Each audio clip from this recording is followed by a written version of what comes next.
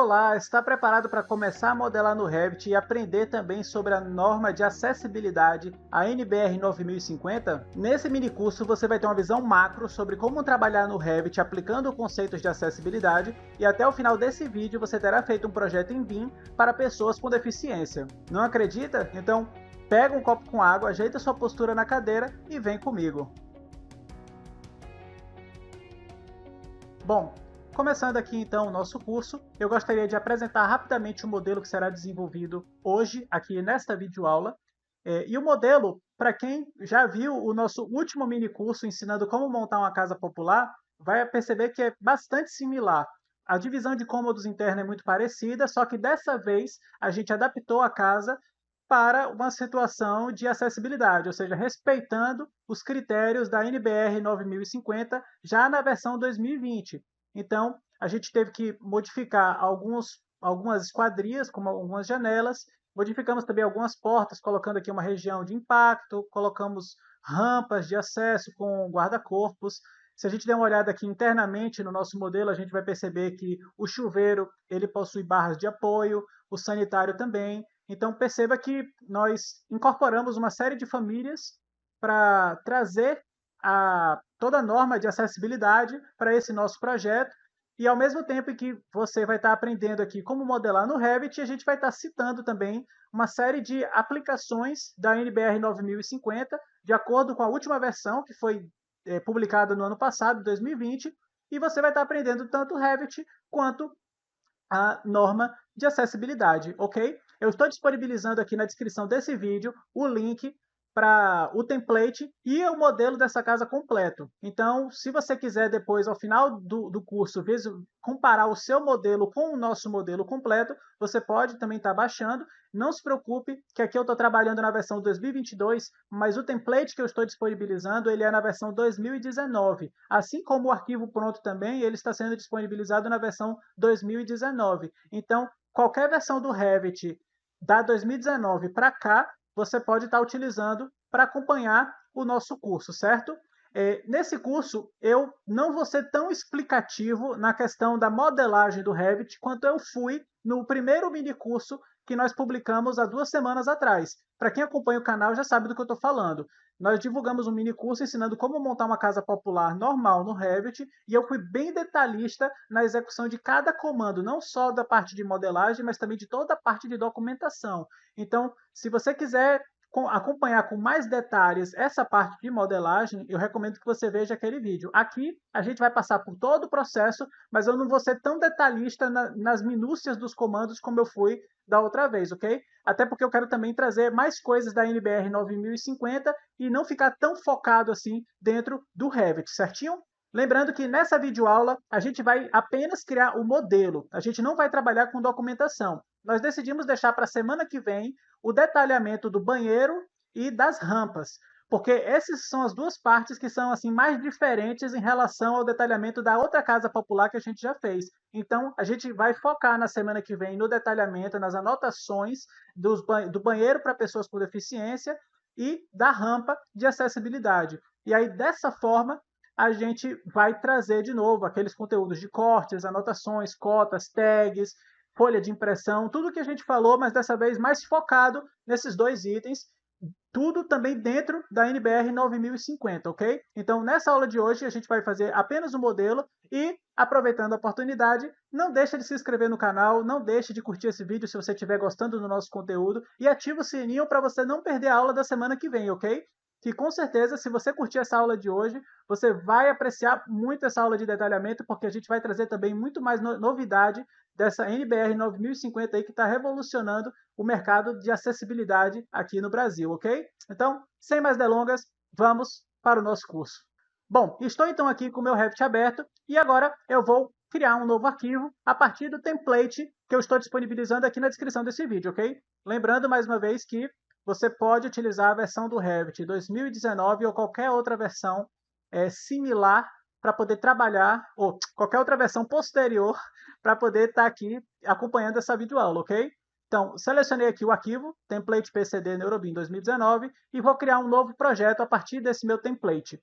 Como eu estou na versão superior, 2022, eu vou fazer uma atualização E a partir do momento que eu salvar esse arquivo, não vou ter mais como retroceder, né? Que é uma das características do Revit. Sempre que a gente salva numa versão posterior, a gente não consegue salvar numa versão que é anterior àquela versão que nós estamos trabalhando. A gente só vai para frente, nunca para trás. Aqui ele vai dizer que ocorreu um erro na família, mas não se preocupe, não é nada que vai atrapalhar o nosso projeto, você pode dar OK. E pronto. Estamos aqui agora dentro do nosso template. Vale lembrar também que nós estamos utilizando esse template porque já estão carregadas todas as famílias que a gente vai precisar. O banheiro com as barras de apoio, o sanitário com as barras de apoio, o chuveiro também com as barras de apoio, o banco. Já estamos trabalhando com a cama na altura certa de uma cama para pessoas com deficiência. Já tenho todas as minhas paredes, materiais criados. Então, isso vai otimizar muito o nosso tempo para a gente focar muito mais na parte de modelagem, não tanto na parte de configuração de arquivo, ok? Então, é por isso que eu recomendo fortemente que você tente utilizar o nosso template para acompanhar aqui o nosso curso, certinho? Bom, como todo bom projeto, a primeira coisa que a gente faz, então, tendo um template configurado, é criar os nossos níveis. Para criar os níveis, a gente vai acessar aqui uma vista de elevação, no caso eu vou entrar na elevação norte, e a princípio eu tenho aqui somente o nível do térreo osso criado. Eu vou criar mais dois níveis, o térreo acabado, e eu vou criar o nível da cobertura. Eu vou aproveitar e alterar aqui a elevação do meu térreo osso, né? Que eu não vou trabalhar na elevação 0, eu vou colocar aqui a elevação de 0,10. Aí, para isso, eu clico aqui no nível e depois eu clico na elevação e altero o valor. E por que 10? Porque a gente vai trabalhar com uma laje de 10 centímetros. Então, o meu osso ele vai estar 10 centímetros elevado em relação ao meu zero, a minha cota zero de acesso a esse meu projeto, certo? Então, por isso que eu vou trabalhar com o osso a 10 centímetros. Agora, eu vou criar os meus outros dois níveis. E aí, aqui na guia de arquitetura, eu vou vir aqui em dados e clicar em nível. Para criar o nível, eu vou dar dois cliques, pegando aqui a extremidade final, esticando, e aí pegando aqui a extremidade inicial e clicando novamente. Depois que eu crio o meu nível, eu posso apertar ESC no teclado algumas vezes, eu clico aqui na cauda, e aí eu mudo o nome dele, no caso eu vou chamar 01 underline térreo acabado. Aí eu clico fora ou aperto Enter. Ele vai perguntar se eu desejo renomear as vistas, eu vou dizer que sim, para renomear as vistas de planta de piso e plantas de forro e as vistas que ele criou para esse nível. E eu vou ajustar a minha elevação. Clica no nível, clica na elevação, eu vou colocar aqui 0,15, 0,15. Por que 0,15? Porque o meu piso acabado ele vai ter 5 centímetros de espessura, ou seja, 5 mais o 10 do minha laje, eu vou ter 15 centímetros de elevação.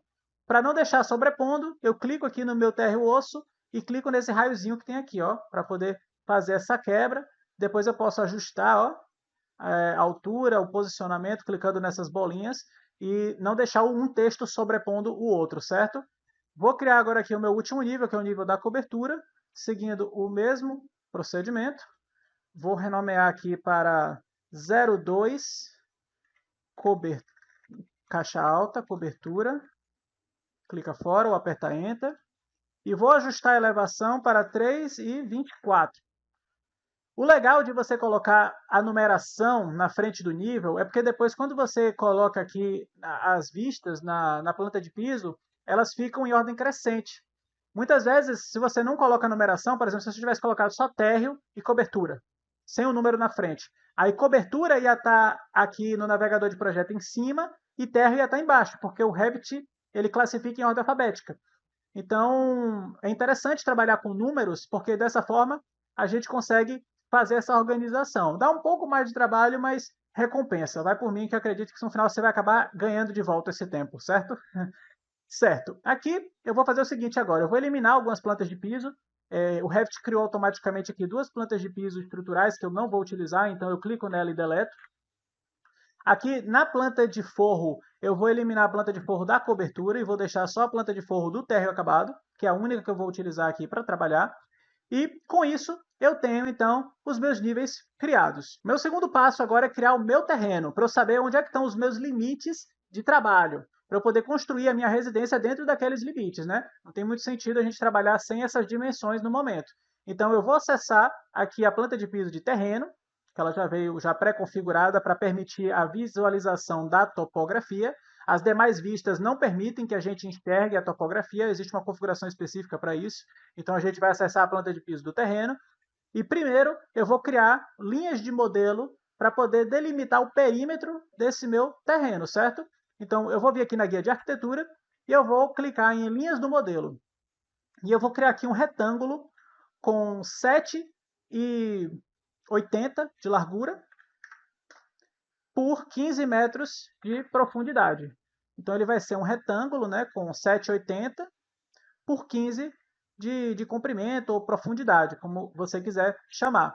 Se você tiver inserido alguma linha errada na hora de fazer o desenho, você sempre pode selecionar uma linha já existente, vai aparecer a cota temporária, e aí você pode modificar o valor dessa cota temporária clicando nela e digitando o novo valor que você quer aplicar, certo? Lembrando que aqui é 7,80 e aqui na profundidade é 15. E, obviamente, o Revit ele vai ajustar o elemento que você selecionou. Ou seja, eu cliquei nessa linha, mudei aqui de 15 para 18, a linha que eu selecionei andou. E aí, quando eu botar de volta aqui em 15, a linha que eu selecionei vai andar novamente, entendeu? Então, é uma questão de prática e atenção, mas é muito simples. Feito isso, eu vou selecionar aqui com a caixa de seleção da esquerda para a direita, pegar essas 4 linhas que eu acabei de criar e trazer aqui para o eixo do meu projeto. Porque a minha casa ela vai ser construída dentro dessa região aqui. Então eu já vou aproveitar para posicionar mais ou menos aqui no meu centro, de onde vai ficar todo o meu projeto, certinho? Agora eu vou criar a minha topografia. Para criar a topografia, eu vou lá na guia de massa e terreno, vou acessar aqui o comando de superfície topográfica e vou colocar pontos. Pontos esses que vão determinar as elevações da minha topografia, das quinas, né, das arestas da minha topografia. Então, dos vértices, na verdade, da minha topografia. Então, com o comando de colocar ponto, na elevação 0, porque o terreno ele vai estar na cota 0, eu vou clicar em cada um dos meus cantos aqui desse meu terreno. Então, clico aqui 1, 2, 3 e 4. Aí o que foi que o Revit fez? Ele cria um terreno, uma topografia na dimensão que eu pré-estabeleci, a dimensão de 7,80 por 15, e no formato retangular.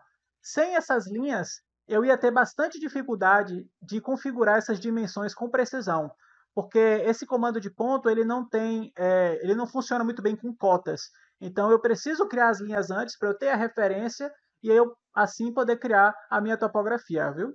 Então, feito isso, eu posso aqui agora validar o meu projeto.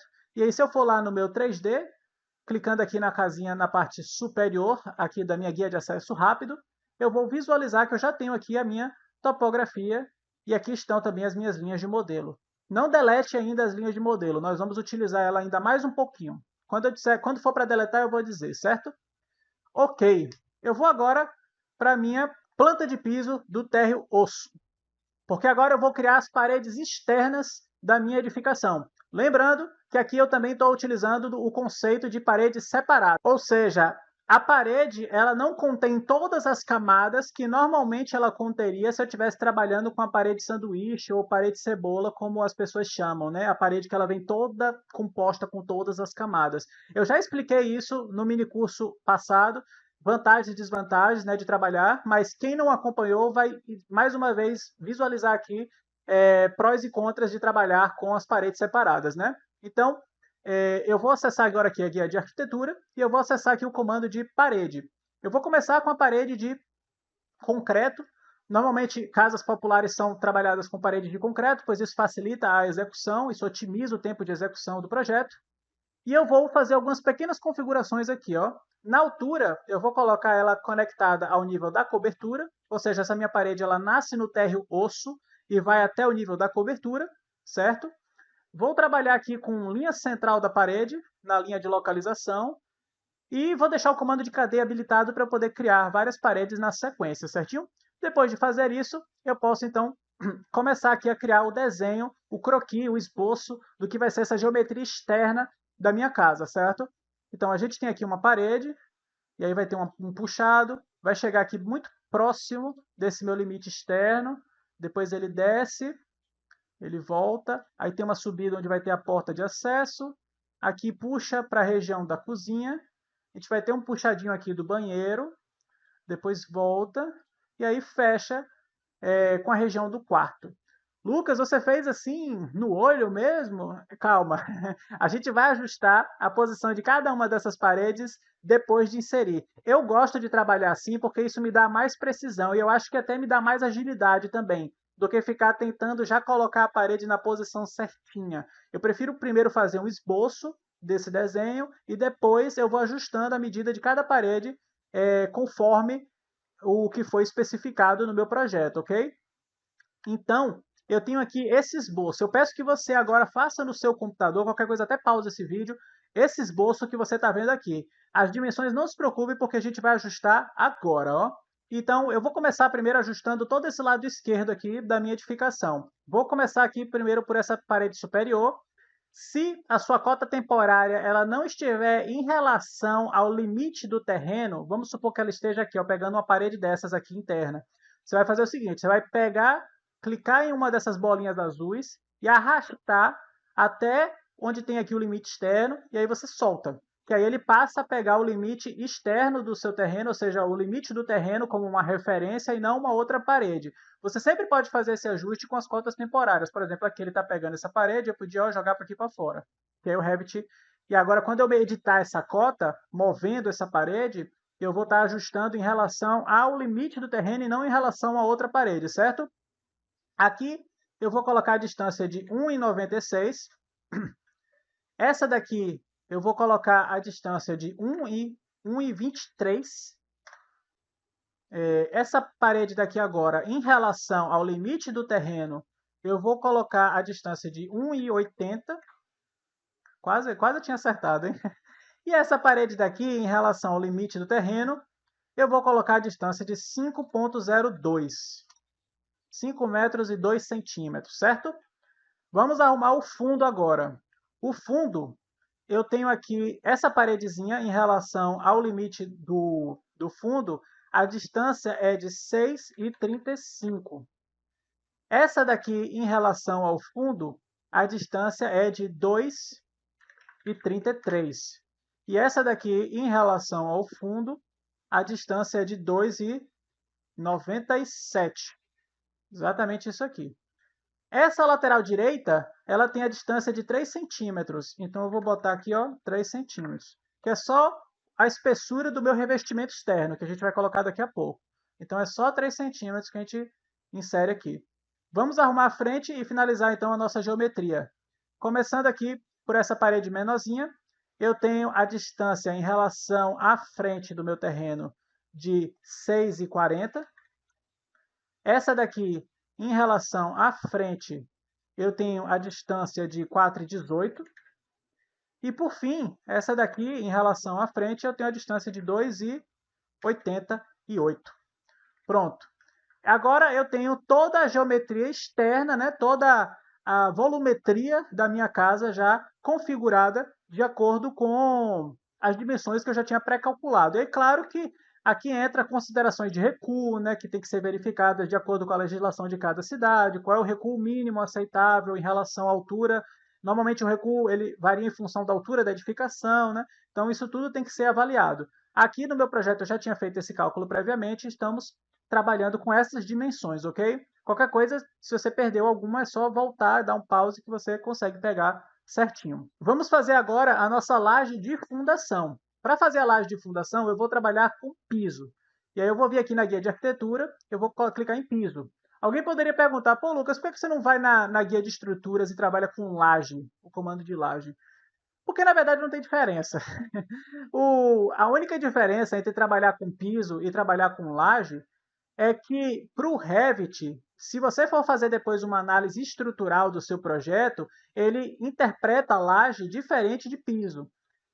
Mas isso só interfere se eu for fazer análise estrutural. Como eu estou no meu objetivo aqui trabalhando só com um projeto arquitetônico, tanto faz, na verdade. Eu poderia tanto trabalhar com laje como trabalhar com piso estrutural, que para o que eu quero, para o meu objetivo, não tem diferença nenhuma. Se eu estivesse fazendo um projeto estrutural, sim, eu teria que trabalhar com laje, mas aqui, no momento, não faz diferença. Então, por isso que eu vou trabalhar com piso. Muitas pessoas também já estão mais familiarizadas com o comando de piso. Aqui, eu vou selecionar o meu tipo de piso, que vai ser a laje de 10 centímetros, e eu vou colocar uma altura de deslocamento de 0, ou seja, o topo da minha laje vai estar na cota 0 do meu nível térreo-osso. E aí eu vou ter 10 centímetros de espessura dela indo até o nível do meu terreno, certo? Aqui agora eu vou pegar a ferramenta de linha e vou fazer o desenho desse meu piso, dessa minha laje. Então eu vou pegar aqui, ó, na referência aqui do final da lateral esquerda do meu terreno, vou jogar para a direita, pegando a referência da lateral direita do meu terreno, vou descer até além da parede aqui inferior, jogo para a esquerda, subo um pouco, depois eu jogo para a esquerda novamente, e aí fecho o meu desenho fazendo todo esse croquis. De novo, eu vou ajustar as dimensões depois de feito, porque assim a gente consegue mais precisão e até mais celeridade também, ok? Então, na minha opinião, é claro. Então aqui agora, essa linha do fundo, eu vou colocar ela 50 centímetros em relação ao fundo aqui do meu terreno. Porque eu vou deixar aqui 50 centímetros de área permeável que eu vou utilizar para fazer uma jardineira, um canteirozinho ali, para o futuro morador dessa residência poder trabalhar, ter um pouco de lazer também, ok? A lateral esquerda vai ficar aqui faceando o terreno, a lateral direita também. E aqui, nessa parte frontal, nós vamos fazer o pequeno ajuste aqui, ó. Essa linha que está mais próxima do meu terreno, a distância dela é de 1,75. E essa que está um pouquinho mais afastada em relação ao terreno, a distância dela é de 2,75. Essa linha daqui, em relação também à face do meu terreno, a distância dela é de 3 metros. Aí aqui eu já estou criando espaço para colocar depois a minha rampa também de acesso, certo? Então eu tenho que estar com essa linha bem mais próxima aqui dessa face. E aí colocando 50 aqui, ajustando essa frente, essa e essa lateral, você já pode então dar o visto para validar o comando de piso e criar o seu piso efetivamente, ok? Vamos agora lá no 3D para verificar como é que está ficando. Olha que legal, já estamos aqui com a nossa laje e já estamos aqui com todas as nossas paredes externas e já dá para ter uma visão bem interessante da nossa edificação. Certo? Feito isso, eu já posso agora ó, apagar as minhas linhas de modelo. Coloco o mouse em cima de uma linha, aperta Tab no teclado e depois aperta o botão esquerdo do mouse. Que aí você seleciona as 4 linhas, porque as 4 estão conectadas umas nas outras. E o Tab ele serve justamente para pegar elementos que estão conectados um em outro, ok? Mesma coisa aqui nessa parede. Se eu apertar Tab, ó, eu pego todas as paredes, porque todas estão conectadas umas nas outras, entendeu? Então aqui eu posso fazer a mesma coisa nas linhas, eu pego todas elas, e aí depois eu dou um delete no teclado para tirar elas do meu projeto, que eu não vou mais utilizar elas, certo? Agora eu vou voltar lá para o térreo osso e vou fazer as divisões internas dessa minha casa. Uma pequena correção que eu acabei de perceber, eu não ajustei a posição dessa parede aqui, ó. Fiquei faltando esse pequeno detalhe. Então vamos fazer o seguinte, ó. Eu vou puxar ela aqui para a face externa, para o limite externo do meu projeto, e vou colocar a distância ó, de 2,62. Ficou faltando, foi erro meu, peço desculpas, realmente ficou faltando ajustar a posição dessa parede aqui, certo? Então agora eu posso dar continuidade. Para fazer as divisões internas, eu já vou aproveitar várias das paredes que eu já criei. Por exemplo, pegando essa parede aqui, ó, e clicando nessa bolinha azul, esticando a parede, ó, eu estou com o mouse e o botão esquerdo pressionado, eu estou esticando até o outro lado, eu já separei aqui os meus 2 quartos do restante da minha casa. E pegando essa parede aqui, baixando ela até alcançar essa outra parede que eu estiquei, eu já faço a divisão de cada quarto. Aqui eu vou ter o quarto do casal e aqui eu vou ter o quarto da criança, certo? A mesma coisa eu vou fazer para separar agora a cozinha. Só que para separar a cozinha, eu vou utilizar o comando do aparar estender para canto. Eu vou lá na guia modificar, vou selecionar aqui esse comando que fica no painel modificar, eu seleciono aqui o aparar estender, e eu vou clicar nesta parede e nessa parede daqui. Com isso, eu já fiz aqui a divisão também da minha cozinha. Falta eu fazer a divisão do meu banheiro. Para fazer a divisão do banheiro, eu vou criar uma nova parede na guia arquitetura, parede, pegando aqui do osso até a cobertura, né? Eu vou criar uma parede aqui, fazendo essa separação, e agora eu vou ajustar o vão interno dessa parede, que aqui no caso ela tem a distância de 2,60. Essa é o vão interno de osso a osso, de bloco a bloco, no caso, né, da minha parede, 2,60. Eu também vou fazer uma coisa que eu não fiz na aula passada, eu vou criar um shaft. E aí, para criar esse shaft, eu vou criar aqui também mais duas paredes, fazendo essa regiãozinha aqui, ó. Esse shaft, ele pode ser utilizado e vai ser utilizado no futuro, né? Quando a casa for construída, para colocar as minhas instalações, né? Minha tubulação, por exemplo, talvez uma tubulação pluvial, as minhas tubulações de água fria que podem descer por esse shaft para abastecer chuveiro, pia, tanque da área de serviço. Então, o shaft ele tem essa função, né? E aí, com isso, eu vou apenas, depois de criar essas duas paredes aqui em L, eu vou apenas ajustar o vão interno desse shaft. Eu quero que ele tenha a dimensão de 80 na largura e na profundidade eu quero que ele tenha a distância de 20 centímetros. Então ele vai ficar assim, ó, com 20 centímetros aqui na parte interna e 80 centímetros aqui, ó, nessa largura interna também, ok? Feito isso, eu criei então todas as minhas divisões internas com as minhas paredes de concreto, ok? Vou até aproveitar para salvar o meu arquivo, ó. Vou aqui em arquivo, salvar, vou salvar aqui como aula 1, PCD. Lembrando sempre, ó, de nas opções a gente configurar o máximo de backups para um número pequeno. Porque quem nunca utilizou o Revit, provavelmente o máximo de backups que vai estar aí é um número grande, 20. É muita coisa. Ele vai estar criando um backup cada vez que você salva o arquivo e quando você for ver lá na sua pasta, você vai ter mais de 20 arquivos dentro do... ou 20 arquivos dentro da sua pasta, ok? O que gera muito peso para o seu HD. Então eu recomendo sempre que faça essa atualização e aí você pode salvar o seu arquivo, certo? Agora eu vou entrar lá no nível da cobertura para poder criar a laje dos meus reservatórios.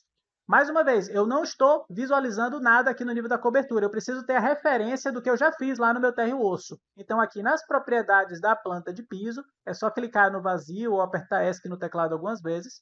Você vai chegar aqui onde tem subjacência e vai, dentro de faixa de nível base, mudar para térreo osso. Que aí ele pega a referência do que tem lá no meu térreo osso e eu posso trabalhar com ela. E aí o que é que eu vou fazer? Eu vou fazer uma laje aqui em cima do meu banheiro que vai servir para apoiar os meus dois tanques de 300 litros que eu vou colocar para abastecer essa casa. E aí eu vou mais uma vez lá no comando de piso, vou pegar aqui o meu piso de 10 centímetros da laje, no nível da cobertura, com altura de deslocamento zero, e vou fazer um desenho de um retângulo aqui, ó, pegando desta quina até esta quina aqui, ó, ou seja, pegando toda a região aqui das paredes do banheiro. Mas, Lucas, você está tapando o shaft. Realmente, para eu não tapar o shaft, olha o que eu vou fazer. Ó, eu vou criar um outro retângulo nessa região. E aí, dessa forma, eu vou criar aqui um buraco na minha laje, que é justamente a passagem do meu shaft, para permitir que as instalações possam entrar ali naquela região, ok? Depois de fazer isso, eu dou o visto. E aí ele vai perguntar se eu quero que as paredes alcancem um nível. Eu não vou anexar elas ao piso, que a gente vai anexar depois ao telhado. A gente vai ver isso daqui a pouco. E eu vou entrar lá na Vista 3D para ver como é que está ficando o meu projeto. Olha que legal. Estou aqui com o buraco da minha laje, permitindo passagem aqui para o meu shaft. E eu estou também com o piso da laje do reservatório chocando com as minhas paredes. Eu não posso deixar isso acontecer. Então, olha o que eu vou fazer. Eu vou utilizar o comando de unir. Só que diferente do outro mini curso, eu vou usar o comando unir de uma outra forma. Eu vou aqui na guia modificar, eu vou entrar aqui no comando de unir geometria, só que dessa vez eu vou habilitar múltiplas uniões. E aí quando eu aplico múltiplas uniões, eu posso unir várias coisas a um elemento só. Esse elemento é o que eu seleciono primeiro. Então eu quero unir várias paredes à minha laje do reservatório, certo? Então primeiro eu seleciono a laje do reservatório e depois eu seleciono todas as minhas paredes. Aí eu faço uma caixa de seleção, ó, pegando da direita para a esquerda, para pegar todos os elementos que tocam a caixa, e eu pego todas as paredes. Aí o que o Revit faz? Olha que legal. O Revit vai dizer, tem 7 elementos que você disse que é para unir com a laje, mas que eles não estão tocando a laje. Ou seja, por quê? Por que isso está acontecendo? Porque, por exemplo, essa parede aqui não toca a laje. Então, faz sentido unir essa parede com a laje? Não, não faz. Então, eu vou dizer para o Revit o seguinte, ó, pega esses 7 que não tocam a minha laje e desune. Aí, o que o Revit faz? Ele deixa unidos somente os elementos que tocam a laje. E aí, automaticamente, eu uni essa parede, eu uni essa daqui, ó. E aí, eu, de uma forma muito rápida, consegui unir várias geometrias em uma só, sem perder muito tempo, clicando várias vezes, ok? Essa é uma função muito interessante que existe dentro do comando de unir. Eu não cheguei a explicar isso no outro mini curso, é uma novidade que eu estou trazendo agora. Vamos criar agora o nosso telhado. E aí, para criar o telhado, eu vou entrar lá na guia de cobertura e vou entrar lá na guia de arquitetura e clicar em telhado. Vou selecionar a opção de telha cerâmica colonial, pois aqui a gente está trabalhando com o telhado com madeiramento. Então, para isso, eu estou utilizando vidraças inclinadas, onde no lugar dos montantes, eu substituí a família do montante por uma família de telha. Mesma coisa, onde no lugar dos montantes eu coloquei famílias de terças, e famílias de caibros e família de ripas, para a gente poder criar um telhado o mais próximo possível da realidade com o seu madeiramento, ok? Então, aqui eu vou fazer o desenho desse meu telhado, que vai ser basicamente um grande retângulo englobando aqui a minha casa. Então, eu vou fazer aqui esse retângulo, puxando aqui. A lateral direita do meu telhado ela vai facear o limite do meu terreno, e eu vou ter essas 4 linhas aqui fechando a minha casa, ok? Do jeito que eu estou aqui, eu estou dizendo que esse telhado ele tem 4 águas, ou seja, ele tem 4 quedas de inclinação, porque eu tenho cada linha dessa aqui com uma inclinação própria. Não é o meu objetivo, eu quero apenas 2 águas, uma no fundo e outra na frente. Então, essas 2 águas que a gente tem aqui no meio, eu vou eliminar elas. Para isso, eu seleciono as linhas e onde tem aqui nas propriedades define a inclinação do telhado, você desmarca. Aí elas não mais fazem parte, elas não mais determinam águas no meu telhado, certo? As duas que sobraram, eu vou mudar a inclinação, porque aqui o Revit colocou 57%, que é muito. Como eu estou trabalhando com telha cerâmica, 30% é suficiente para a gente poder criar esse telhado, certo? Vou mais uma vez ajustar agora a posição dos limites desse meu telhado. Essa linha aqui, ó, ela vai estar a 60 centímetros dessa minha parede aqui do fundo. Exatamente essa cota que você está vendo aqui, ó, ela tem 60 centímetros. Aqui na minha lateral esquerda, eu tenho também 60 centímetros em relação a essa parede, ó. Cuidado para não pegar em relação a essa ou essa daqui, tem que ser essa parede do banheiro, por 60 centímetros.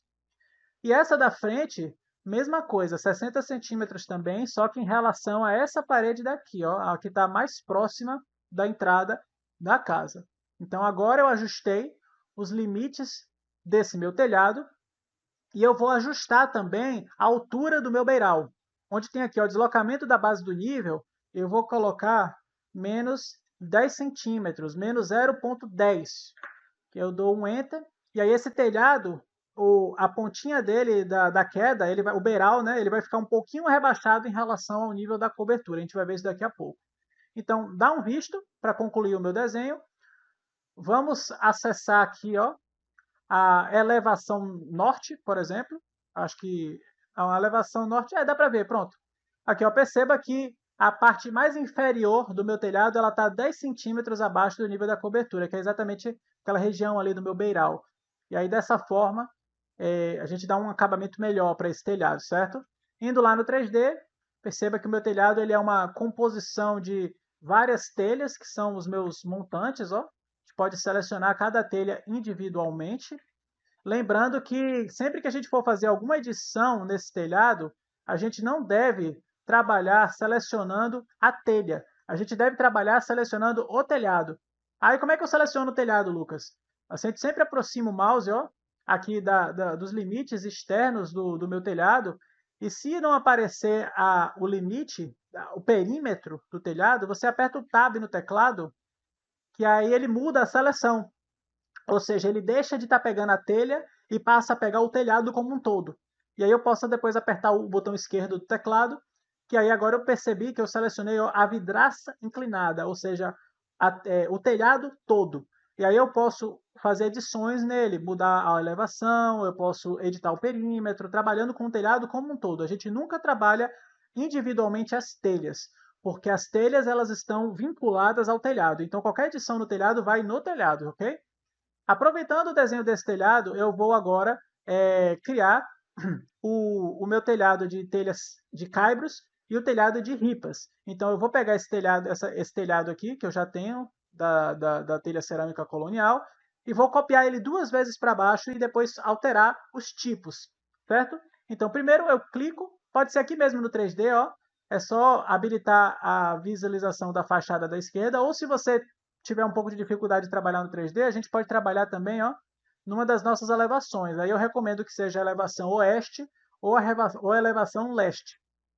Aí aqui agora, ó, eu posso selecionar aqui o meu telhado, pegando aqui por essa linhazinha de baixo, e aí eu vou aqui no comando de copiar, que fica na guia modificar, e vou copiar 2 vezes para baixo, com o múltiplo ligado e com o restringir ligado. O restringir, ele é o orto do CAD, né? Ele vai fazer com que eu copie na vertical sem nenhum tipo de angulação. Então eu copio aqui uma vez e depois, assim que o Revit termina de processar, eu copio novamente. A princípio, as distâncias também são genéricas. A gente vai ajustar isso daqui a pouco, ok? Dou ESC no teclado para sair do comando de copiar. Clico aqui agora no telhado, no do meio que eu fiz aqui. Lucas, eu não estou conseguindo. Ó, lembra, o Tab no teclado. Eu coloco o mouse perto, aperta Tab. Ah, não foi. Aperta de novo. Agora foi, ó. Como é que eu sei que foi? Porque dá para ler aqui, ó. Telhado, vidraça inclinada. Está aparecendo o texto na frente. Aí agora eu posso apertar o botão esquerdo do mouse para selecionar aquele telhado. E aí eu vou mudar o tipo dele. O que vem na sequência, logo abaixo da telha, é a ripa. Então eu vou mudar aqui para ripa. Ele vai atualizar os eixos. E aí você diz que pode excluir as linhas de eixo. E agora eu posso também ajustar a elevação desse telhado, onde tem aqui ó, menos 0,52 no meu, eu vou colocar 15,22. É um número bem quebradinho, porque ele tem que ficar bem rente mesmo com a telha. Aí isso varia em função da espessura da telha, então esse número ele fica um pouquinho quebrado. Mas é só você digitar esse valor na elevação que ele vai ficar assim, ó, bem coladinho com a telha, ok? Vou fazer agora a mesma coisa aqui, só que agora para os caibros. Pego o telhado, vou mudar aqui agora para caibros. Deixa eu ver se vai funcionar. Vou colocar aqui para excluir a linha de eixo. E aí pronto, eu criei aqui os meus caibros. Ó.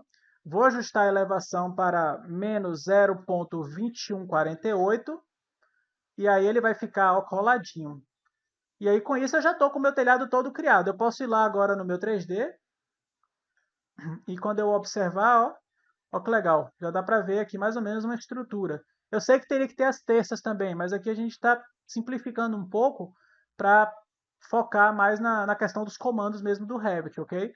Mas, obviamente, teria que ter ainda aqui as terças, teria que ter umas tesouras para poder fechar esse telhado 100% na parte do madeiramento, ok? Mas aqui você já pega uma noção e já entende um pouco como é que a gente trabalha com madeiramento dentro do Revit, certo?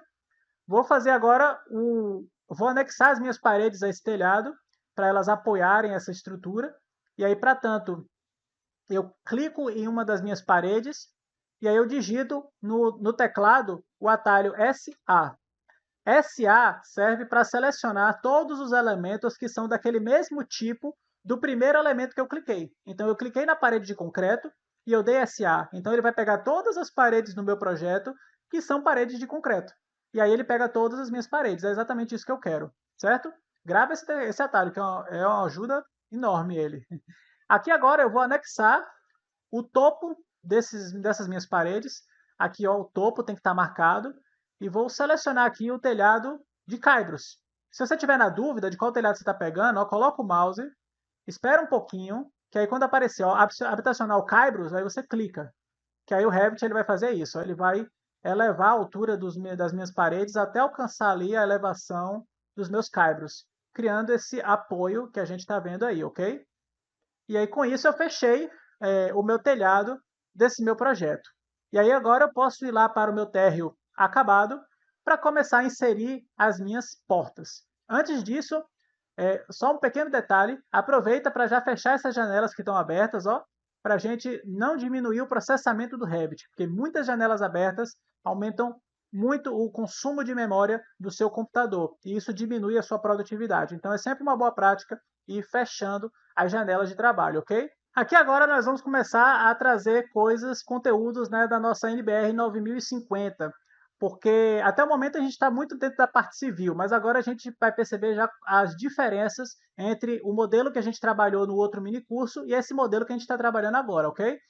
Para inserir portas, eu vou entrar aqui na guia de arquitetura e vou clicar em portas. E perceba que eu só tenho à minha disposição aqui portas que estão na dimensão de 80 centímetros de largura, porque esse é o mínimo que a norma exige que você coloque numa porta para acessar qualquer ambiente, pois essa é uma largura mínima para que uma pessoa em cadeira de rodas consiga trafegar entre os ambientes. Então, a primeira grande mudança é que agora nós só temos portas de 80 centímetros. E eu vou começar inserindo elas, pegando aqui essa primeira porta de abrir de 80 por 2,10 e vou colocar aqui para acessar um dos meus quartos e depois colocar aqui para acessar o meu outro quarto. Não se preocupe com relação à distância da boneca, a gente vai ajustar isso mais tarde, depois que a gente colocar os revestimentos internos, ok? Vou inserir agora também as portas do meu banheiro. Só que as portas do banheiro eu vou utilizar uma família diferente, porque a porta do banheiro, segundo a NBR 9050, ela precisa ter esse puxador aqui. Então, além da maçaneta, ela tem que ter também esse puxador para facilitar a acessibilidade da pessoa em cadeira de rodas ou da pessoa com deficiência ao espaço do banheiro.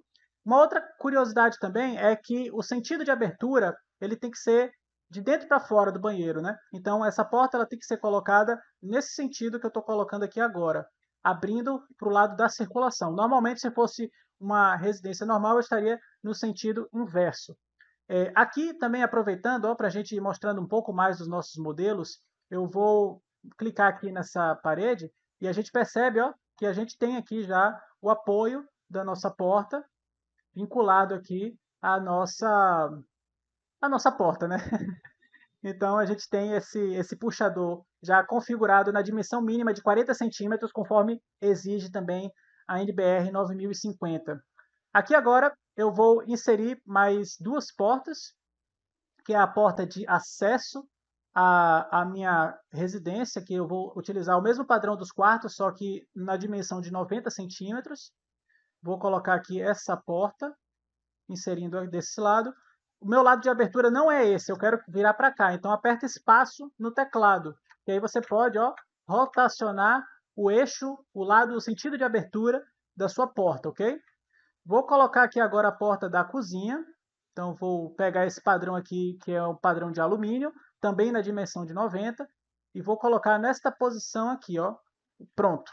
Se a gente for lá no 3D para olhar com mais atenção as nossas portas, eu vou até selecionar uma parede, vou dar um SA para pegar todas elas e vou dar um HH para ocultar temporariamente as minhas paredes, ok? Só para a gente poder olhar elas com um pouco mais de atenção. Perceba que todas as portas possuem maçanetas de alavanca, o que, conforme manda a norma também, para facilitar o sentido de abertura, né?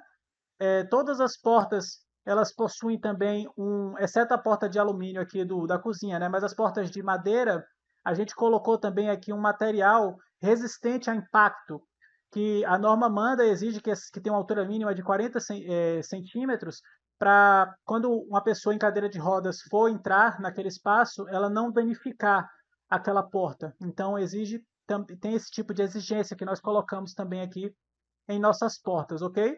E além disso tudo, nós também configuramos a altura da maçaneta para estar dentro da faixa de 80 centímetros até 1,10 m, que é o que a norma também exige para permitir justamente que uma pessoa em cadeira de rodas tenha uma facilidade de alcançar aquela maçaneta, uma vez que a altura dela não é a mesma de uma pessoa que está em pé, atuando normalmente. Então, feito isso, nós temos aqui as nossas portas já configuradas, arrumadas, para trabalhar dentro da NBR 9050. Para trazer de volta as minhas paredes, eu aperto HR no teclado, o botão H e o botão R, e aí as minhas paredes voltam. E com isso, eu terminei de inserir as minhas portas. Não se preocupe que com relação à distância das bonecas, a gente vai ajustar daqui a pouco. Feito isso, eu vou inserir agora as minhas janelas. As janelas eu vou acessar aqui na guia de arquitetura, janela, e eu vou começar inserindo primeiro as janelas do quarto. Eu só tenho janelas de maximar. Por que eu só coloquei janelas de maximar? Porque a norma NBR 9050, ela diz que as janelas elas devem possuir um fácil acionamento, normalmente utilizando apenas a pressão, então num único sentido. Então por isso nós priorizamos janelas do tipo maximar para todos os cômodos, para justamente facilitar o seu acionamento, ok? Então nós temos aqui as janelas de 1 por 1, que nós vamos colocar no quarto. A altura do peitoril que eu vou colocar é a altura de 1 metro, porque dessa forma também a gente está atendendo o especificado pela norma com relação ao campo de visão da pessoa que eventualmente possa estar em uma cadeira de rodas. Ela tem um campo de visão inferior também em relação à pessoa que está em pé, então a altura do peitoril a gente baixou de 1,10 para 1 metro, e eu vou posicionar ela aqui no centro desse meu quarto, no caso aqui do quarto do casal, e aqui no centro também do quarto da criança. Perceba que existe um snap. Ele é bem sutil, mas quando você aproxima o mouse, você sente pelo Revit que existe um snap quando você alcança o centro do vão. E tenha atenção também de sempre colocar essa setinha, ó, quando você clica na janela, essa setinha tem que estar sempre voltada para o lado de fora, porque ela representa o lado externo da janela. Então, essa é a forma correta de inserir janelas no Revit, ok? Vou inserir agora a janela de 1,20 por 1,10, com a altura do peitoril também de 1 metro, aqui na sala. E eu vou pegar também aqui o meio, o eixo do meu vão, ó, certo? A setinha para o lado de fora. E vou colocar aqui agora as janelas do banheiro e da cozinha. A do banheiro vai ser essa de 60 por 40, que eu vou colocar na altura de 1,70. Ah, Lucas, mas aí você não vai estar fugindo à norma? Como é que uma pessoa em cadeira de rodas vai acionar? Então, só que aqui a gente já está priorizando a privacidade. Então, e a norma tem também uma seção onde ela fala sobre a questão da privacidade, que se for para respeitar a privacidade do morador da residência, você pode estar sim, ou a privacidade ou a segurança. Você pode estar alterando a elevação desse peitoril. Nesse caso, é uma prioridade, eu estou priorizando a privacidade da pessoa em cadeira de rodas que esteja aqui utilizando, da pessoa com deficiência que esteja utilizando aqui esse banheiro, certo? Então, eu vou utilizar aqui a altura do peitoril de 1,70. Vou pegar essa janela aqui de 60 por 80 e vou botar também a altura de peitoril de 1 metro, pegando aqui essa região da parede. Mais uma vez, eu vou ajustar a posição, a boneca dessas janelas assim que eu colocar os meus revestimentos internos. Então, por enquanto, não se preocupe com o posicionamento. Apenas essas daqui do quarto e da sala que você tem atenção de colocar no centro. As demais a gente ajusta daqui a pouco, ok? Indo lá no 3D para dar uma conferida, a gente está com o nosso projeto, a princípio, dessa forma. Certinho? Então, se você está curtindo o conteúdo do nosso canal, se você está curtindo aí o aprendizado, não se esquece de se inscrever no canal, deixa o seu like, ativa o sininho, porque semana que vem a gente vai ter o vídeo detalhando toda a área do banheiro e também detalhando a nossa rampa. E aí a gente vai trazer alguns conteúdos novos de anotações no Revit, como chamada de detalhe, e também vamos estar trazendo ainda mais conteúdos em relação à norma, no que ela diz, referente a essa parte de anotação. Eu tenho certeza que você vai curtir muito. Então não se esquece de se inscrever no canal e ativar esse sininho para você não perder essa aula, ok? Bom, feito isso, a gente pode então entrar aqui no terra acabado e eu vou inserir agora os meus forros, para começar a fechar essa parte de acabamentos aqui, começar a fazer e também fechar a parte de acabamentos internos aqui dos meus cômodos. O forro ele é muito simples.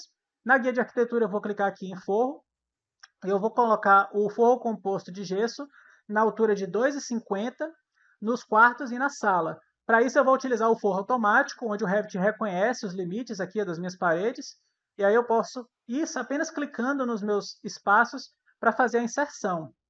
Ah, Lucas, mas eu não estou vendo nada e está aparecendo esse aviso. Então, esse aviso ele aparece porque o forro ele está acima da minha faixa de vista. Então, ele está fora do meu campo de visão dessa planta de piso. Para você enxergar o forro, você tem que vir aqui ó, no navegador de projeto, onde tem planta de forro, você expande, ó, e aí você entra nessa planta de forro do terra acabado. Que aí você vai enxergar ó, esse elemento com linhas, que é justamente o meu forro. Esse aqui é o meu forro de gesso, tá vendo? Então, aqui eu consigo ver que o forro ele foi colocado dentro do meu projeto. Eu também poderia ir lá no 3D, ó, clicar aqui numa parede dessas e eu consigo ver que o forro ele foi posicionado aqui, ó, através da transparência da minha parede. Ó que legal. Aqui o forro a 2,30. Então o forro é muito simples, muito rápido de ser colocado e com isso a gente finalizou já os forros aqui do nosso projeto. Bom, após colocar os forros, a gente pode agora começar a trabalhar com os nossos revestimentos internos. E aí a gente vai voltar mais uma vez para as paredes. Só que eu vou ir agora para a planta de piso do térreo osso, pois as minhas paredes de revestimento elas vão nascer no nível do osso e vão até o nível da cobertura a princípio. A gente vai ajustar isso daqui a pouco, ok? Então, no térreo osso, eu vou clicar aqui em parede, e eu tenho 3 revestimentos diferentes. Eu tenho o chapisco e gesso, que eu vou usar nas áreas secas, que são os meus quartos e a minha sala. Eu tenho o emboço, que eu vou usar na parte externa. E eu tenho também aqui a parte de reboco, argamassa colante e cerâmica, que eu vou usar nas áreas molhadas, banheiro e cozinha, certo? Então, pegando o primeiro aqui, chapisco e gesso, eu vou configurar para ir do térreo osso até o nível da cobertura, do jeito que está aqui, ó. E eu vou fazer o desenho com a linha de localização pegando pela face de acabamento interna, de forma que a minha face de acabamento externa, ou seja, o externo dessas minhas camadas, ela vai ficar voltada para o lado interno do meu quarto. E aí, com isso, eu posso clicar aqui no comando de retângulo e começar a fazer o meu desenho. Perceba que quando eu clico aqui nessa quina, a minha parede de revestimento ela tende a ficar dentro da minha parede de concreto, o que ia gerar uma interferência e ia ficar tudo errado. Então, para resolver isso, eu aperto espaço no teclado, que aí ele inverte o sentido, e aí eu posso fazer aqui o revestimento desse meu quarto. Mesma coisa aqui, ó, de novo, fazer aqui para o quarto da criança. E eu vou fazer agora para a sala. No caso da sala, eu não vou poder utilizar o comando de retângulo. Eu posso chegar aqui com a linha mesmo e fazer o meu desenho manualmente. Sempre que eu encosto numa parede, o Revit ele tende a colocar a criação para dentro do eixo dessa parede. Aí eu aperto o ESC, ó, e aí eu volto e faço novamente esse desenho. Aí algumas pessoas se perguntam, pô, Lucas, realmente, será que não é muito trabalho fazer isso? Então, dá um trabalhinho sim, mas a gente tem uma grande vantagem no que diz respeito à padronização do template. É muito mais fácil padronizar um template quando a gente trabalha com camadas separadas, com paredes separadas, porque a gente não tem aquela, aquela grande variação de materiais, entendeu? Vou cancelar aqui. Então, por exemplo, se eu estivesse trabalhando com uma parede que tem 5, 6 camadas, cada camada com um material, se um material muda uma espessura, ou se um material muda o tipo do material, ou se às vezes a ordem desses materiais muda, eu tenho que estar criando sempre mais um tipo, mais um tipo, mais um tipo, mais um tipo, mais um tipo. Aqui não. Aqui eu posso criar, por exemplo, reboco 3 centímetros, reboco 2 centímetros, reboco 4 centímetros. Pronto. Essas são as minhas opções de reboco. Eu posso criar pintura marfim, pintura branca, pintura acrílica, pintura látex. Pronto, são essas opções de pintura. Eu posso criar também aqui pastilha azul, pastilha bege, são sempre essas opções. Então, tipo assim, a ordem, a maneira de ajustar não interfere nos meus tipos de paredes. Interfere na hora que eu for desenhar, mas não interfere no meu template. Então, essa é uma das vantagens assim que para mim já compensa. Além de que, a outra vantagem é o que a gente vai ver agora, né? Quando eu terminar aqui a parte interna, é mais fácil de você ajustar a altura desses acabamentos. Porque se você trabalha com parede sanduíche, né, parede com várias camadas dentro de uma parede só, é difícil, é muito difícil você conseguir ajustar o. Opa, aqui eu vou ter que fazer na linha, ó. Já estava esquecendo, já estava esquecendo do shaft. É muito difícil você conseguir ajustar a altura das camadas. Eu sei que tem algumas pessoas que vão dizer assim, ah, mas não tem a função de peças, que assim, não é muito conhecido esse comando, né? São poucas pessoas que utilizam, mas algumas pessoas poderiam chegar para mim e dizer assim, ah, não dá para eu depois dividir a parede em peças e trabalhar com a altura das peças? Até dá, mas mesmo peças, eu também tenho algumas ressalvas. Porque, por exemplo, uma das principais desvantagens de trabalhar com peças é que não dá para agrupar as peças. Então, e trabalhar com grupos dentro do Revit é uma excelente prática para poder otimizar a modelagem. Então, como é que eu vou trabalhar com parede com peças se eu não consigo trabalhar com grupos, entende? Então, prós e contras. Por isso que eu, na minha experiência, na minha vida, eu acabei optando por trabalhar com paredes separadas. Mas você tem toda a liberdade do mundo de testar em sua casa e depois escolher o que você acha que é melhor para você, o que realmente é mais produtivo. Inclusive, na minha opinião, como eu até já disse no outro minicurso, se você estiver trabalhando com um projeto executivo, eu recomendo o uso de paredes separadas. Mas se você estiver trabalhando com um projeto legal ou um projeto básico, ainda assim mais teórico, aí eu já recomendo o uso de paredes sanduíche, ok? que aí você com certeza vai ter muito mais produtividade. Bom, depois de então colocar aqui os meus revestimentos, eu coloquei o embolso externo, coloquei aqui o reboco, a argamassa colante cerâmica aqui dentro. A gente pode agora fazer os ajustes das alturas. E aí para isso eu vou lá no 3D, vou clicar aqui no meu embolso, vou dar um SA para pegar todos eles e eu vou depois anexar até o nível aqui do caibro. Fazer igual eu fiz com a parede de concreto, ok? Vou fazer agora a mesma coisa, só que com os revestimentos internos. E aí, para tanto, eu vou utilizar as minhas caixas de corte, que fica aqui nas propriedades da vista 3D. Clica no vazio, nas propriedades da vista 3D vai aparecer aqui o caixa de corte e você habilita. E aí ele vai criar essa caixinha que você está vendo aqui, ó. Você clica na aresta de uma da caixa, e aí vai aparecer essas setinhas, onde você pode mover a setinha de cima para baixo, para poder criar esse recorte. Só que eu tenho que criar um corte de uma forma que eu consiga ver os forros, ó. Eu preciso ver esse forro aqui, ó. Tanto da área seca quanto da área molhada. Depois de ter visto o forro, eu vou fazer o seguinte, eu vou botar o meu mouse aqui perto do meu revestimento, aperto o Tab, clico com o botão esquerdo e depois eu anexo no forro. Ou seja, o revestimento daquele quarto, ele vai só até a altura do forro, que é o certo, né? Afinal, ninguém vai ficar pintando acima do forro.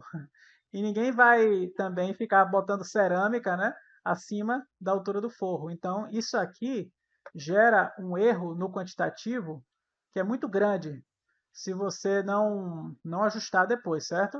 Eu vou unir aqui, acho que o tab aqui está criando um pequeno ruído, ó. Mas tudo bem, eu vou fazer o seguinte, eu vou no Ctrl mesmo, pego 1, 2, 3, 4, 5, 6, depois eu anexo com forro, e agora aqui na cozinha, para fechar, eu anexo o forro. E aí com isso eu estou agora, ó, fazer só uma demonstrativa aqui, ó. Eu estou com o meu revestimento indo exatamente até a altura do forro, da forma como é realmente executado na prática. E aqui também na área seca, ó, o revestimento da pintura está indo até o forro, enquanto que a minha parede de concreto ele vai até o meu telhado. Depois que eu terminar com isso, eu posso eliminar aqui a minha caixa de corte, clicando nela aqui na propriedade da vista 3D, e eu vou ter a minha casa de volta ao que ela era, certo? Uma das desvantagens de trabalhar com paredes separadas é que a gente tem que depois unir as paredes, né? Porque você deve ter percebido aqui que a gente não está mais vendo as nossas portas e janelas. Então eu tenho que ir lá no meu térreo osso e eu tenho que unir as minhas paredes. Eu só preciso unir mesmo as paredes onde eu tenho esquadria. Então aqui eu vou cancelar. Desabilita múltiplas uniões, ó, para não ficar dando erro. E aí a gente só precisa unir as paredes onde tem portas e janelas. Onde não tiver portas e janelas, a gente não precisa estar unindo. Que aí é para o Revit entender que na verdade ali é uma coisa só e que a gente tem que ajustar a abertura, né, daquelas paredes. Então vou unir aqui também, ó. Na dúvida, poxa, será que eu uni tudo? A gente vai lá no 3D e a gente olha. Que aí se eu estiver enxergando através, ó, da janela de vidro, por exemplo, aqui da porta, significa que está tudo unido. Se eu não estiver enxergando é porque eu esqueci de fazer alguma coisa. Inclusive, falando em esquecimento, eu acabei de perceber que eu não coloquei, ó, a passagem, que era para justamente permitir o acesso da sala para a cozinha. Então eu vou entrar aqui em arquitetura, ó, fazer só um breve puxado. A gente vai inserir, ó, a abertura da cozinha, que não é bem uma porta, né? É mais um acesso, um vão que vai ser aberto na minha parede. Aqui agora eu tenho que ter atenção, porque eu tenho que colocar essa porta no bloco, ou seja, na parede de concreto. Eu não posso, na verdade eu até posso colocar no revestimento, mas não é uma boa prática. O ideal é que você coloque sempre, quando está trabalhando com parede separada, sempre coloque na estrutura, ok? Se você estiver trabalhando com bloco cerâmico, você colocaria no bloco cerâmico. Se você estiver trabalhando com parede de concreto aqui, como é o meu caso, você vai colocar na parede de concreto. E aqui também eu vou ter que, ó, unir essas duas geometrias aqui. E aí agora eu tenho aqui a minha abertura, que permite o meu acesso da sala para a minha cozinha. Se eu quiser enxergar agora o meu projeto com mais detalhe, né, para poder enxergar melhor as minhas camadas, eu posso chegar aqui, ó, do lado da minha escala e mudar o nível de detalhe para médio. Que aí agora eu consigo enxergar melhor as minhas espessuras de cada uma das minhas camadas, ok? E com isso, eu posso agora também fazer o ajuste da posição das minhas portas. Eu vou colocar aqui uma boneca de 5 centímetros em cada lado, ó. Então aqui eu ajusto a minha cota temporária e coloco aqui a distância de 5 centímetros para ir ajustando aqui a posição da boneca de cada uma das minhas portas e ir padronizando esses elementos, ok? Vou botar aqui 005. Aqui eu vou deixar no centro. Esse daqui eu vou colocar também 005. Essa esquadria daqui eu vou colocar também 5 centímetros em relação ao acabamento. É sempre em relação ao acabamento que a gente vai trabalhar, ok? Para depois a gente não ter nenhum tipo de problema na execução. Aqui também eu vou colocar... Aqui eu já vou colocar 10, ó, para ficar um pouquinho mais centralizada na parede e também permitir a utilização por parte do morador dessa casa. Essa porta da entrada é a única que eu vou deixar com 10, porque dessa forma a gente pode trabalhar um alisar um pouquinho mais elegante, um pouquinho maior na entrada, né, da nossa residência. Ademais, as outras janelas já estavam ajustadas, né? Se alguém estivesse questionando, poxa, por que eu não consigo ver aqui, ó, a janela do banheiro da mesma forma que eu enxergo as demais janelas do meu projeto? É por conta do plano de corte desse meu projeto. O plano de corte ele está passando na altura de 1,10 m. E aí tudo que choca naquela região de 1,10 m, ele aparece cortado. No caso, como o basculante do banheiro ele está na altura de 1,70 m, ele está acima do meu plano de corte, então ele é visto como um sólido, ele não é visto cortado. E aí, para a gente ajustar isso, a gente clica aqui no vazio, acessa aqui as propriedades da planta de piso, onde tem aqui faixa de vista, você edita, e você vai mudar aqui, ó. Na verdade era 1,20, ó, perdão, era 1,20, mas aí você vai mudar aqui para 1,75. Que aí quando você aplicar, você vai estar pegando todas as janelas, todas as portas nessa altura, e aí todas elas vão aparecer com esse padrão cortado bonitinho. E aí a gente tem uma padronização aqui da visualização de todas as nossas esquadrias, ok? Vamos criar agora os nossos pisos. Para criar os pisos, eu vou criar aqui no nível do térreo acabado.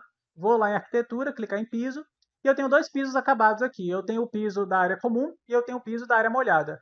Ambos possuem a mesma elevação, só que o revestimento é diferente.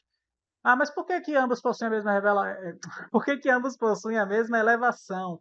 Por que que a gente não dá o caimento na área molhada? Então, a NBR 9050, ela recomenda que não haja esse desnível, né?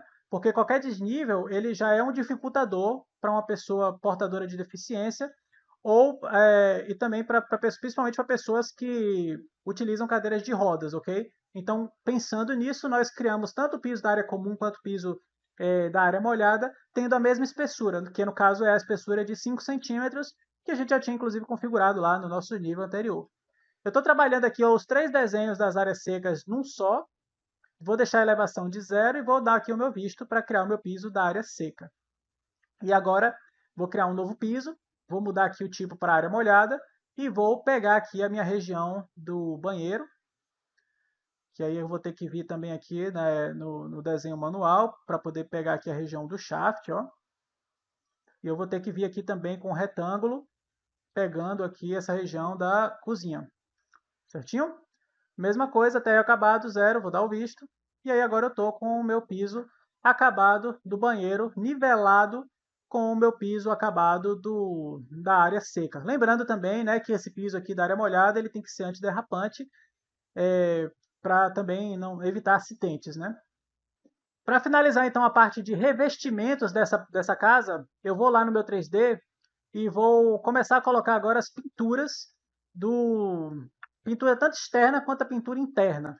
Para utilizar o comando de pintura, a gente vai lá na guia modificar, onde a gente tem aqui na tabela de geometria, a gente tem aqui o comando de pintura, e aí eu vou escolher o meu material que vai ser aplicado na pintura externa, que no caso aqui é a minha pintura marfim, a mesma pintura que a gente utilizou no projeto do outro mini curso, e vou clicando aqui nas minhas faces da minha parede.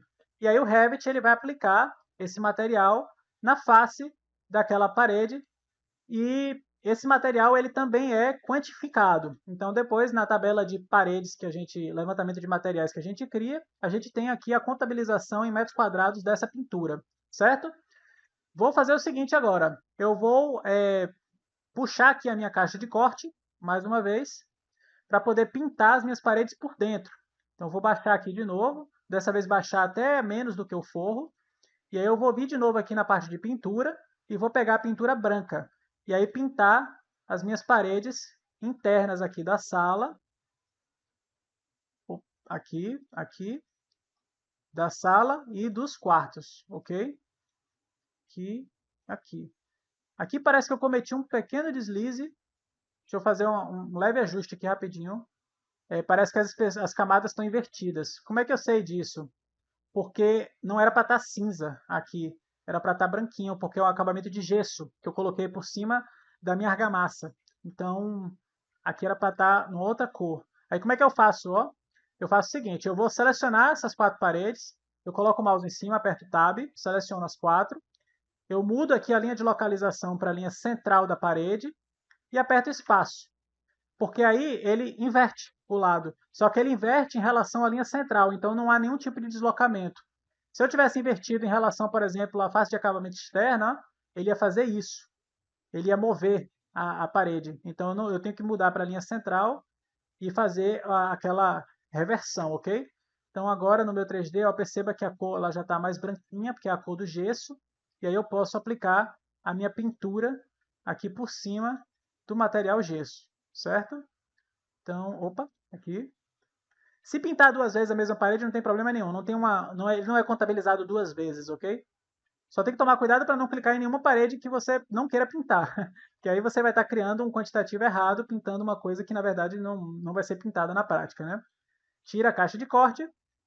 Em termos de revestimento, a casa ela já está 100% pronta. Para criar essa rampa, eu vou lá na minha planta de piso do terreno, onde eu consigo enxergar aqui, né, a minha topografia, e aí eu vou ter melhor dimensão de como é que eu vou posicionar essa rampa. E eu vou lá na guia de arquitetura e clicar no comando de rampa. A rampa, eu vou fazer ela na largura de 1,40 m. Por que 1,40 m? Porque eu preciso ter 1,20 m de vão livre e eu tenho 2 estruturas que são guias de balizamento que têm 10 centímetros de espessura. A guia de balizamento ela serve para impedir que uma pessoa em cadeira de rodas ela saia daquela região da rampa. Então, essas 2 guias de balizamento que ficam logo na base, elas têm 10 centímetros cada, e aí eu preciso ter mais 1,20 m de vão livre, então eu vou ter um total de 1,40 m na largura total dessa rampa, ok? Então, configura aqui 1,40 m, eu faço aqui o ajuste, ó. Essa minha rampa ela vai de menos 10 centímetros do térreo osso, que no caso é onde está ali o nível do meu terreno, até o térreo osso. Então, essa rampa está aí para vencer somente um desnível de 10 centímetros. Agora, a gente pode criar aqui a nossa rampa numa posição genérica, porque, na minha opinião, é mais fácil a gente colocar a primeira rampa assim numa posição genérica e depois ajustar o posicionamento dela. E aí, para ajustar o posicionamento dela, eu seleciono ela toda, venho aqui com o comando de mover e movo esse canto dela até aqui, ó. Eu posso até tirar o restringir para poder colocar ela nesse cantinho, de forma que eu vou ter aqui 1,40 m pegando dessa quina até essa parte, certo? E, Lucas, qual é a inclinação dessa rampa?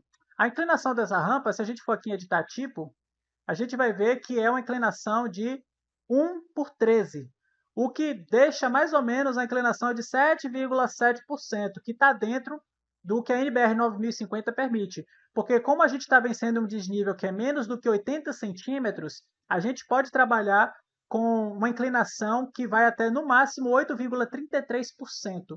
Então eu estou trabalhando aqui com 7,7% mais ou menos, e eu estou dentro do que é permitido pela norma. Se eu quisesse trabalhar com limite, que é exatamente o meu 8,33%, eu era só colocar aqui 12, que aí eu ia ter uma inclinação de 1/12, e aí, mas para quem estiver tendo uma certa dificuldade para entender, ó, 1 dividido por 12 vezes 100. Então eu tenho aqui uma inclinação ó, de 8,33%, quando é 1/12. No caso, como eu estou trabalhando aqui com 1/13 vezes 100, eu estou trabalhando com essa inclinação, que eu falei, que é aproximadamente 7,7%, ok? Então, é aqui que eu faço esse tipo de ajuste.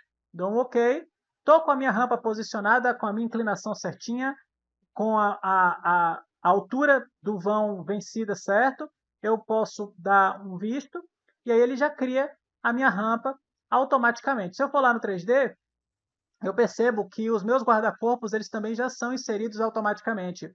E nós colocamos aqui o guarda-corpo já de acordo com o que manda a NBR 9050, que aqui ele tem algumas especificações. Ó. Essa parte curva ela tem que passar 30 centímetros no início e no fim da rampa. Então a gente configurou essa família para que ela atendesse essa distância de 30 centímetros. Esse corrimão inferior ele tem uma altura de 70 centímetros, enquanto que o corrimão superior ele tem uma altura de 90 centímetros. Então tem um desnível aqui de eixo, né, de eixo a eixo de 20 centímetros.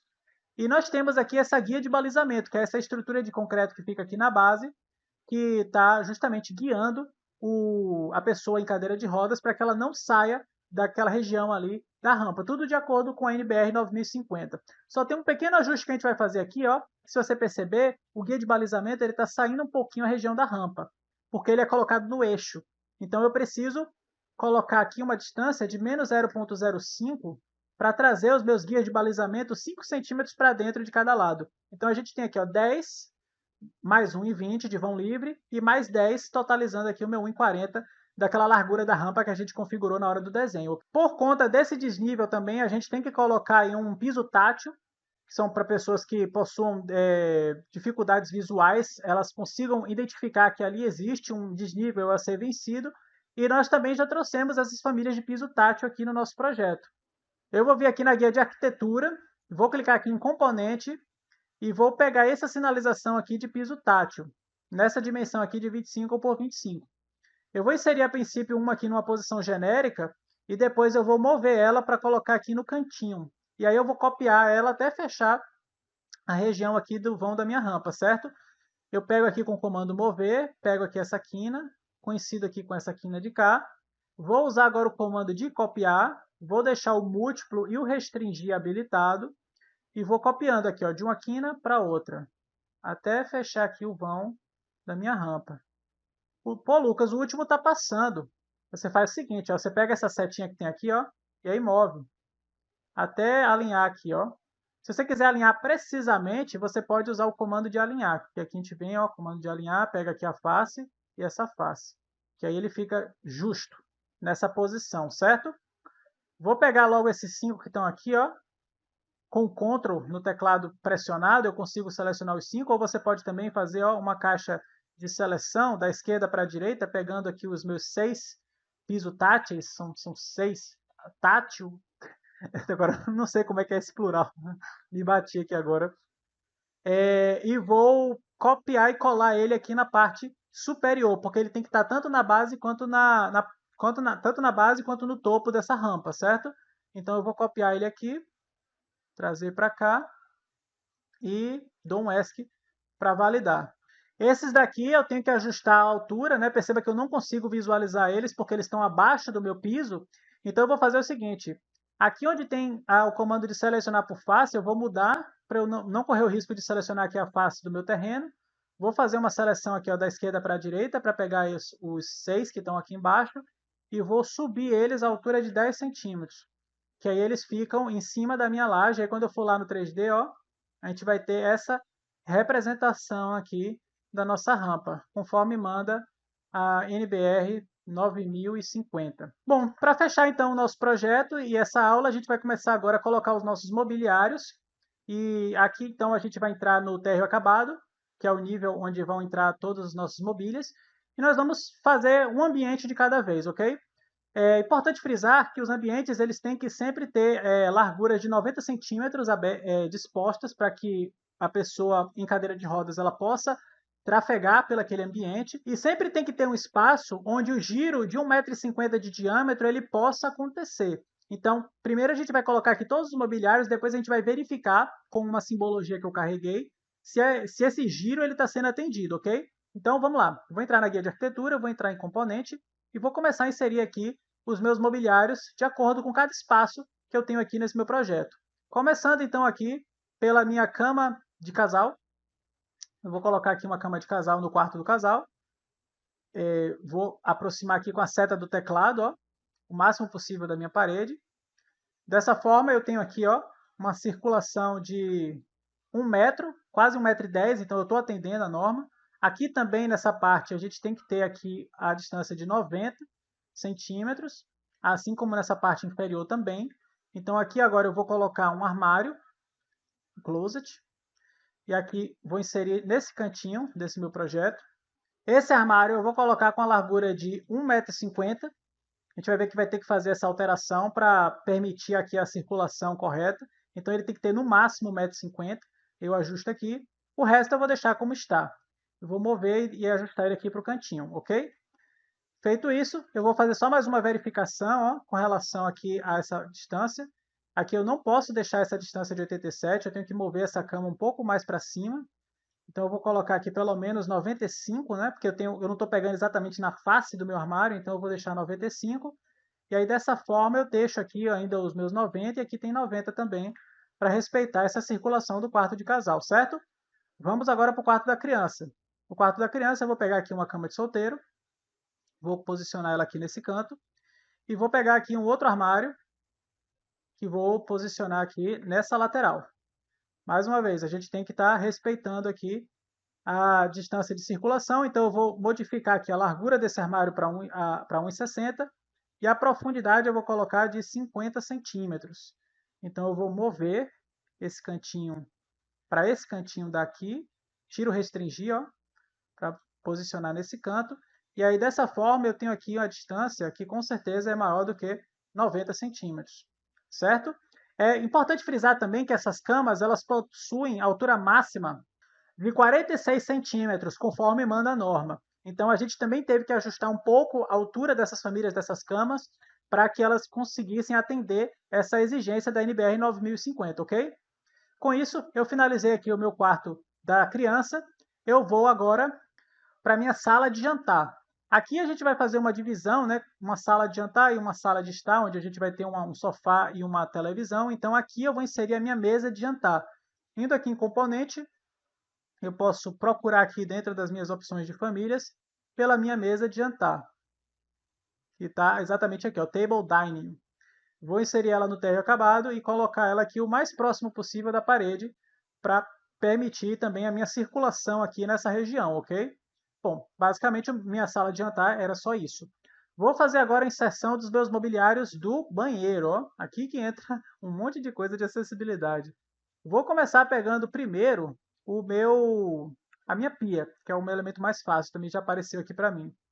Essa pia, eu também já ajustei a altura dela para que ela atenda a elevação de uso da NBR 9050, que é a altura de 85 centímetros. Então, a borda superior dessa pia ela está a 85 centímetros do meu térreo acabado, que é exatamente conforme manda a minha NBR 9050. Vou inserir agora a família do meu chuveiro. Vindo aqui em componente, eu vou descer aqui até localizar aqui o Shower Disable e eu vou aproximar aqui da minha parede para fazer o posicionamento. Talvez você não consiga fazer o posicionamento de primeira, então eu recomendo que você coloque aqui nessa parede e depois com o comando de alinhar, você seleciona aqui a face de acabamento e a face aqui dos apoios, das barras de apoio. E aí você consegue deixar o chuveiro exatamente na posição certinha, onde ele casa aqui com o revestimento, ok? E aí esse chuveiro, eu criei também essa família já com o chuveiro, o banco, as barras de apoio, todas nas dimensões conforme manda a norma, né? Cada barra tem que ter uma distância de 70 centímetros, tem uma elevação específica em relação ao piso, esse banco também ele tem uma dimensão já pré-estabelecida, então tudo está sendo atendido aqui conforme a NBR 9050. Vamos colocar agora aqui o nosso sanitário. Eu vou descer, que ele está lá no final, vaso sanitário monobloco. Eu também já configurei essa família para que ela venha com todas as barras de apoio. E se eu quiser posicionar aqui essa lateral, eu dou um alinhar. Clica na referência e clica no destino. Que aí a gente está aqui também com o nosso sanitário configurado com as barras de apoio também de acordo com o que manda a norma NBR 9050. Como a gente está trabalhando inclusive com vaso sanitário de caixa acoplada, a gente colocou essa barra de apoio traseira um pouquinho mais elevada. A norma ela permite que seja colocado até 15 centímetros, se eu não me engano, acima da altura da caixa acoplada. Eu coloquei nesse projeto com 10 centímetros essa altura. E os comprimentos dessas barras aqui, que no caso mínimo é 80 centímetros, também estão sendo atendidos. Então aqui a gente está com o nosso sanitário todo montado para a utilização de uma pessoa com deficiência, ok? Então, agora eu vou fazer aqui a minha sala de estar, e aí basicamente eu vou inserir aqui um sofá, e vou inserir o meu rack com TV. Eu tenho aqui a minha família de sofá, vou posicionar ele aqui nessa lateral, eu posso ajustar melhor depois com as setas do teclado, e vou depois inserir aqui um novo componente que vai ser agora o meu rack, localizar ele aqui, eu acho que está aqui um pouquinho mais para cima, R-Racks, vou dar aqui um espaço. O centro de localização dessa família não é muito legal, mas a gente pode trabalhar com ela mesmo assim. Ok, coloquei aqui o meu rack e vou agora colocar uma TV em cima para dizer, né, que aqui a gente está dentro de um espaço que ele é para uma sala de estar. Essa TV eu tenho que ajustar a elevação dela em 65 centímetros para ela ficar exatamente em cima do meu rack. E aqui eu estou então com a minha sala de estar montada. E para finalizar, a gente tem que fazer agora a nossa cozinha, onde eu vou colocar aqui o meu fogão, a minha geladeira e a minha bancada com, com a minha pia. A geladeira é o mesmo padrão, vou colocar aqui nesse cantinho. A minha pia já passou aqui, mas eu vou colocar primeiro o fogão. Opa, eu vou rodando assim com espaço e eu vou ajustando a posição com o mover. Em algumas famílias, infelizmente, elas vêm com um ponto de hospedagem que é bem esquisitinho, né? E aqui agora eu vou criar a minha bancada para inserir a minha cuba da cozinha. A bancada eu trabalho com piso. Eu não tenho já uma família de pia com bancada, então eu trabalho primeiro criando um piso de bancada e depois eu insero a minha pia. E aí, para tanto, eu venho aqui em piso, coloco aqui a altura de 85 centímetros, que é conforme manda a norma, né? A altura máxima dessa bancada tem que ser de 85 centímetros. Eu mudo aqui o tipo para bancada e vou fazer aqui um desenho, pegando aqui essa região do meio aqui, entre a geladeira e o meu fogão. A largura que eu vou deixar é a largura de 1,50 m e a profundidade vai ser de 60 centímetros. Então assim eu tenho a minha bancada, 85 centímetros acima do teto acabado, dou aqui um visto e vou colocar agora aqui também a minha cuba da minha cozinha. Vou descer um pouquinho essa ilha pia simples.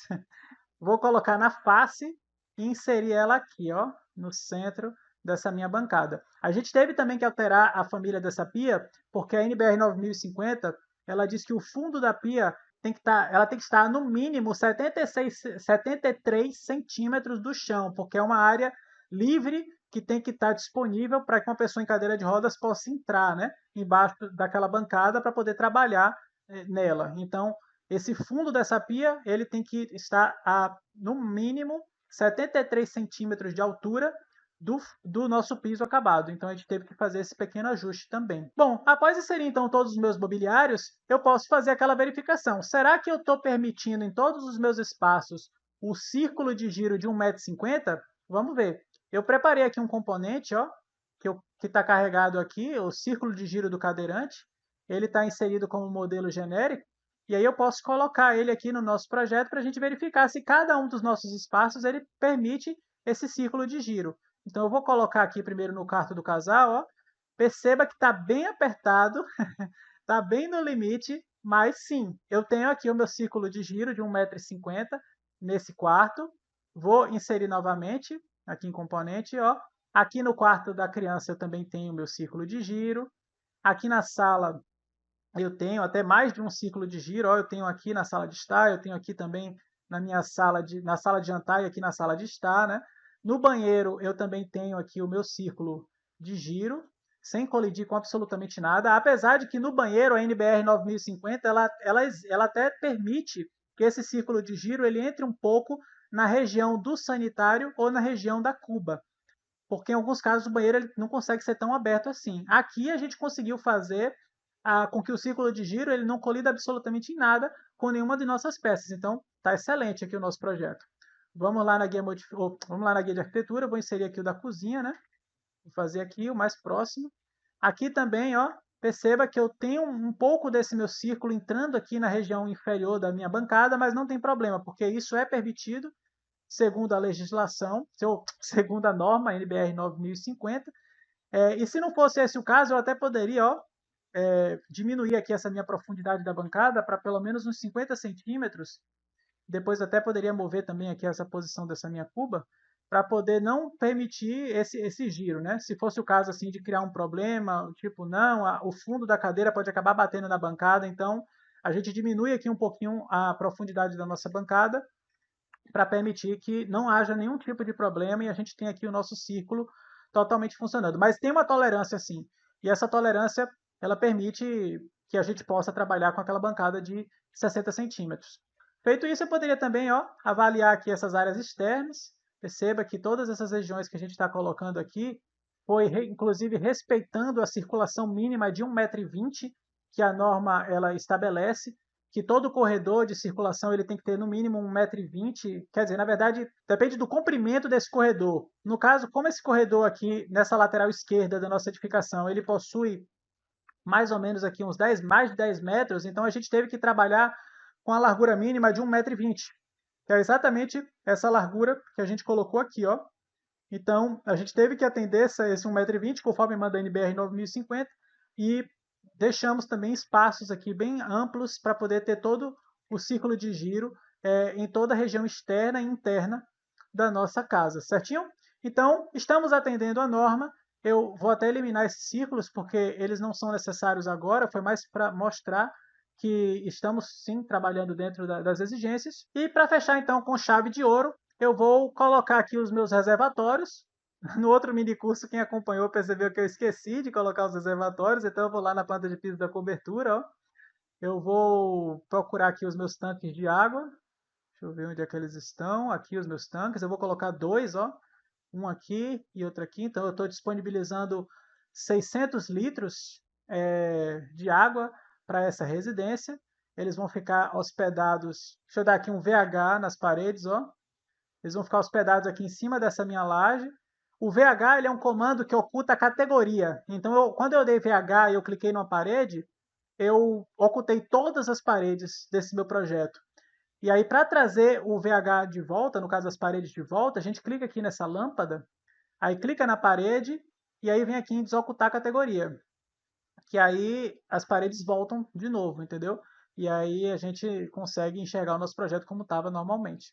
Certinho? Então ali eu visualizei os meus reservatórios e para dar também um pouco daquele toque, né, de qualidade no nosso projeto, de arborização, a gente vai colocar também aqui um pouquinho de vegetação. Então eu vou entrar na planta de piso terreno, vou entrar lá em massa terreno, vou colocar aqui componentes e vou inserir aqui algumas acácias, embiras, na verdade embiras mesmo, aqui na parte da frente. Vou só ajustar a elevação para -10 para ficar exatamente onde está o meu terreno. Vou colocar umas aqui, e vou colocar mais duas aqui. E aqui no fundo eu também vou colocar mais algumas, ó. Eu vou até alternar entre embiras e vou botar umas acácias também. Aqui uma acácia e aqui outra. Vamos lá no 3D.